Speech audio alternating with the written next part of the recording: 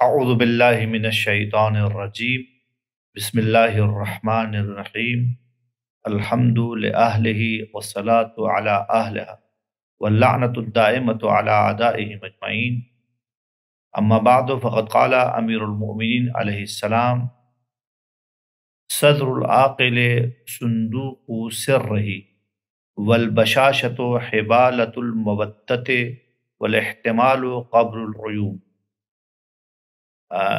عزیزان، نہج البلاغہ کے کلمات القصار میں سے چھٹا کلمہ،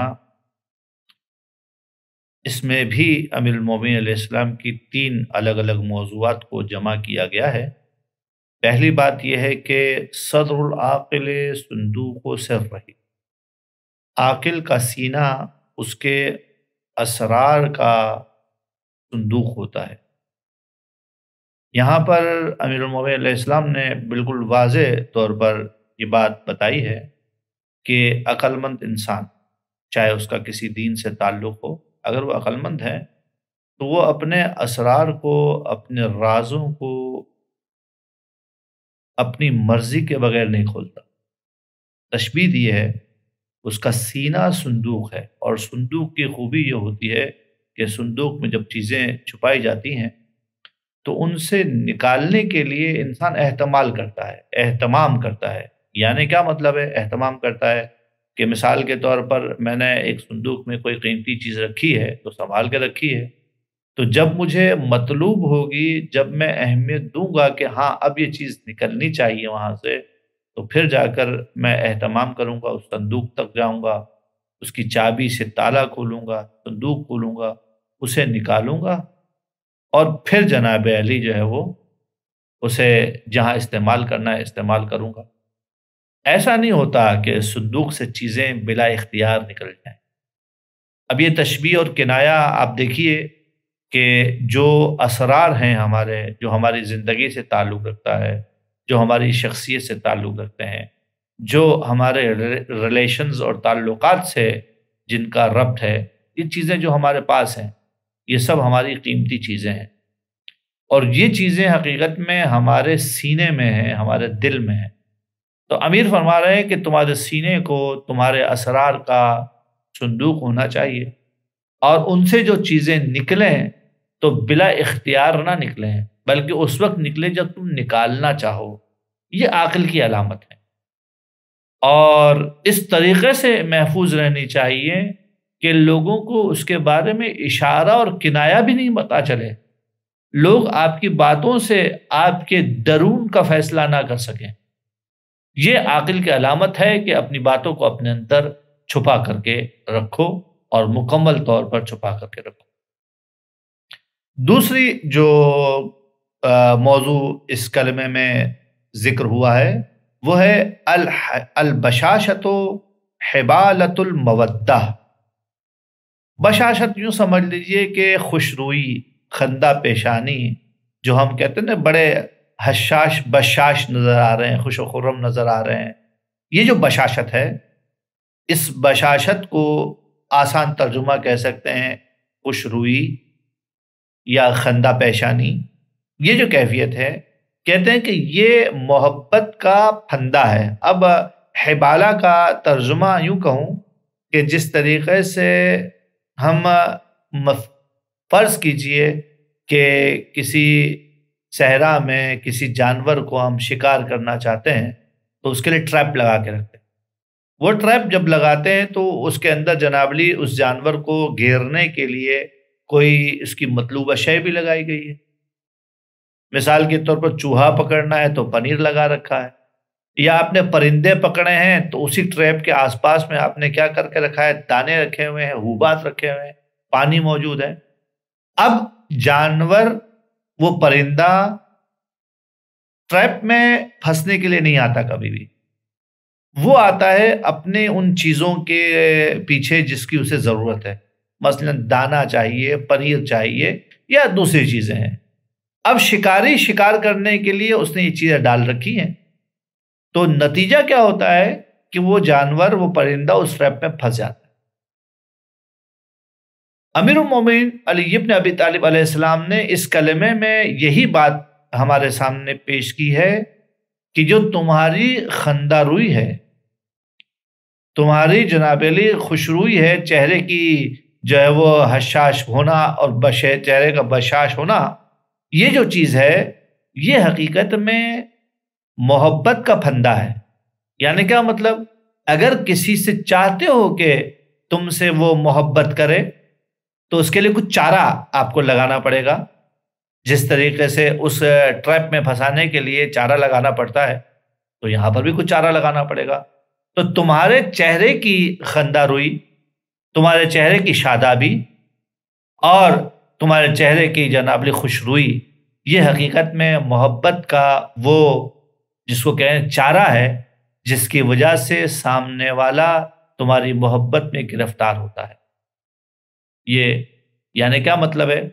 جب بھی کسی سے ملو تو ابوسن کم تریرا نہ ہو، بلکہ تمہارا چہرہ پہ شادابی ہونی چاہیے، شادمانی ہونی چاہیے، خوشی کے ساتھ ملو۔ ایسا نہ ہو کہ کسی سے ملتے وقت ہی تمہارے چہرے پر جناب علی جو ہے وہ ماتھے پر سلوٹیں پڑ جائیں۔ تم اپنے دلی کیفیت کو کیا کیا ہے؟ تم نے اپنے چہرے سے عیاں کر دیا ہے، بے رغبتی سے مل رہے ہو۔ نتیجہ کیا ہے؟ نتیجہ یہ ہے کہ تمہارے اور اس کے درمیان جو تعلقات کی کشیدگی ہے اس ملاقات کی وجہ سے مزید بڑھے گی۔ ٹھیک ہے، انسان کبھی کسی سے ناراض ہو جاتا ہے، کوئی انسان کبھی انسان کو پسند نہیں آتا اس کی عادات و اطوار کی وجہ سے، لیکن ہے تو انسان، ہے تو ہمارا ہم صرف بشر ہے، آدمی ہے، حضرت آدم کی اولاد ہے، خطائیں غلطیاں ہم میں نہیں کیا ہیں؟ تو اس میں بھی ہے۔ تو جس طریقے سے ہم دوسروں کی خطاؤں اور غلطیوں سے درگزر کرتے ہیں تو اس شخص کی خطا اور درگزر سے بھی جو ہے درگزر کیا جا سکتا ہے۔ جب درگزر کریں گے تو اس سے ملیں تو شادمانی کے ساتھ ملیں، خندہ روئی کے ساتھ ملیں۔ جب وہ آیا ہے تو اس کے چہرے پر نگاہ ہو آپ کی، اور آپ کے چہرے پر مسکان ہو، مسکراہٹ ہو۔ یہ مسکان اور مسکراہٹ اس کے دل میں آپ کی محبت کو ایجاد کر دے گی۔ اور اس سے بہتر کیا چیز ہے کہ دو مومنین کے درمیان، دو انسانوں کے درمیان محبت کا رشتہ استوار ہو جائے۔ تو لہٰذا یہ جملہ جو کہا جا رہا ہے کہ البشاشت حبالۃ المودۃ، کہ بشاشت مودت کا پھندا ہے، کہ اس کی وجہ سے سامنے والا آپ کی محبت میں مبتلا ہو جاتا ہے، وہ ہے جناب علی آپ کے چہرے کی شادابی، چہرے کی رونق اور سامنے والے کا استقبال کرنا۔ روایات میں ہیں حضرت ختمی مرتبت صلی اللہ علیہ وآلہ وسلم کے اخلاق کے حوالے سے کہ جب وہ کسی سے ملتے تھے تو بڑی شادابی اور خوشحالی سے ملتے تھے، ان کے چہرے پر مسکراہٹ رہتی تھی، اور جب سامنے والا کہہ رہا ہوتا تھا، بات کر رہا ہوتا تھا تو متوجہ اسی کی طرف ہوتے تھے اللہ کے رسول، اور جب کسی سے ہاتھ ملاتے تھے تو خود سے ہاتھ نہیں چھڑاتے تھے، بلکہ جب سامنے والا ہاتھ چھڑانا چاہتا تھا تو اللہ کے رسول اس کا ہاتھ ریلیز کر دیتے تھے۔ یہ اخلاق کی علامت ہے۔ اور تیسرا موضوع جو یہاں پر بیان کیا گیا ہے اس کلمے میں وہ ہے الاحتمال قبل العیوب۔ احتمال کا مطلب یہ ہے کہ جس کو کہہ سکتے ہیں کہ سامنے والے کے بارے میں خوش گمانی رکھنا۔ کسی شخص نے بات کے دوران ایک جملہ کہا ہمارے بارے میں ہم سے، جس کا ظاہری معنی نیگیٹو ہے، منفی ہے۔ اب اگر میں یہاں پر آ کے گمان خوب نہ کروں، بدگمانی کروں، تو نتیجہ کیا ہے؟ نتیجہ یہ ہے کہ میں اس کے اس عیب کو کھول دوں گا۔ جب میں اس کو عیب کو کھول دوں گا تو پھر اسے جب خبر ملے گی تو وہ بھی میرے عیب کو کھول دے گا۔ لیکن اگر میں نے اس کے اس عیب کے بارے میں بدگمانی نہیں کی بلکہ احتمال دیا شاید یہ وجہ ہوگی، شاید یہ وجہ ہوگی، تو پھر اس کا مطلب یہ ہے کہ میں نے نہ فقط یہ کہ سامنے والے کے عیوب کو دفن کیا ہے بلکہ اپنے عیوب کو بھی دفن کیا ہے۔ کیونکہ میرے عیب اس وقت تک چھپے رہیں گے جب تک میں دوسروں کے عیبوں کو نہ کھولوں، لیکن اگر مجھ میں یہ کوشش ہو کہ دوسروں کی عیوبات کو عیاں کروں، ان کی غلطیوں کو، ان کی کوتاہیوں کو، ان کے نقائص کو بیان کرتا پھروں، تو یاد رکھیے گا کہ اس معاشرے میں ہم جیسے اس فکر والے لوگوں کی کمی نہیں ہے۔ لہذا اگر ہم کسی کے عیب کھولنا چاہیں تو عیب تو ہمارے بھی ہیں، کھلیں گے تو وہ بھی، عیب دار تو ہم بھی ہو جائیں گے۔ لہذا یہ جملہ واضح طور پر کہہ رہا ہے الاحتمال قبر العیوب، احتمال عیوب کی، عیبوں کی قبر ہے۔ اس روایت کے بارے میں ایک اور طریقے سے بھی معنی کیا گیا ہے اور کیا جا سکتا ہے، اور زیادہ بہتر بھی ہو وہ معنی یہ ہے، احتمال کا معنی یہ ہے کہ سامنے والوں کی طرف سے آنے والی تکلیفوں کو برداشت کرنا۔ تقریباً وہ پرانے معنی کی طرف بازگشت ہوگی اس معنی کی، لیکن مثال کے طور پر میں ایک عمارت میں رہتا ہوں اور مجھ سے اوپر جو لوگ رہتے ہیں ان کے یہاں پر جو ہے وہ بچے شور مچاتے ہیں، بھاگ دوڑ ہوتی ہے، جس کی وجہ سے مجھے تکلیف ہوتی ہے۔ اب اگر میں جا کر اس طرح سے رہ رہا ہوں کہ میں جا کر فوراً سے شکایت کر دیتا ہوں کہ جناب آپ کے بچے شور کرتے ہیں، تو یہ جو شکایت کرنا ہے اس کا نتیجہ کیا ہونا ہے؟ اس کا نتیجہ یہ ہونا ہے کہ اگر میں شاکی ہوں تو سامنے والا بھی شاکی ہوگا، کیونکہ اس کا مطلب یہ نہیں ہے کہ میری ذات سے سامنے والے کو کسی قسم کی تکلیف نہیں ہے۔ بہرحال یہ دارالازدحام ہے، یہاں پر کوئی نہ کوئی جب فائدہ اٹھاتا ہے، کچھ کرتا ہے، تو کسی نہ کسی کو تکلیف اور اذیت و نقصان ہوتا ہی ہے۔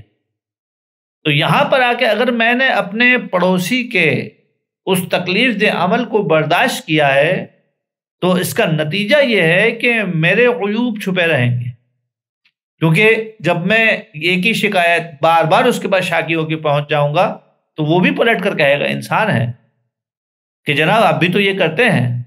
اور جب اس نے سلسلہ شروع کیا تو پھر میں اس کے عیبوں کو کھولوں گا، وہ میرے عیبوں کو کھولے گا۔